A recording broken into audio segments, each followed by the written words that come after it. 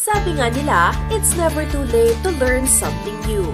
Yan ang pinatunayan ng 76-year-old senior citizen mula sa Piat, Cagayan na si Mario Resurrection.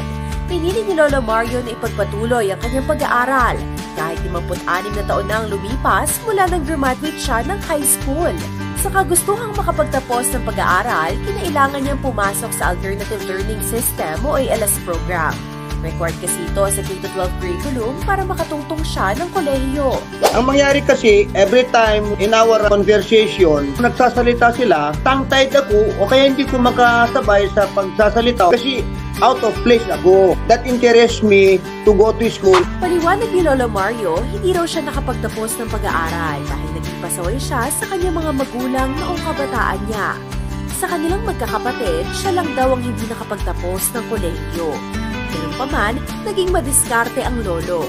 Nakapagtrabaho siya noon bilang sundalo at OFW para buhayin ang kanyang pamilya.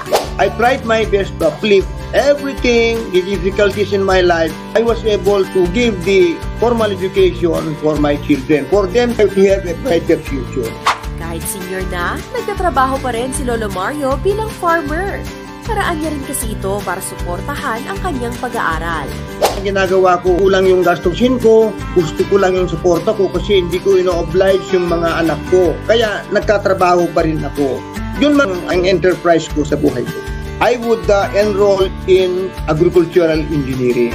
The backbone of our nation is agriculture. Perhaps I can no longer engage in farming, but the technology I can disseminate wherein they will acquire agricultural knowledge.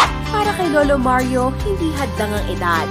Kaya naman inaanyayahan niya mga senior citizens na huwag panghinaan ng loob na subukang abutin ng mga bagay na magpapaligaya sa kanila hanggang kaya ng kanilang kalusugan. It's not a hindrance in going to school. Tansyahin lang dalaw natin o yung kakayahan natin, pag natin pilitin kung hindi na natin kaya. As I have said, sa larangan ng pag-aaral ay hindi hadlang ang edad.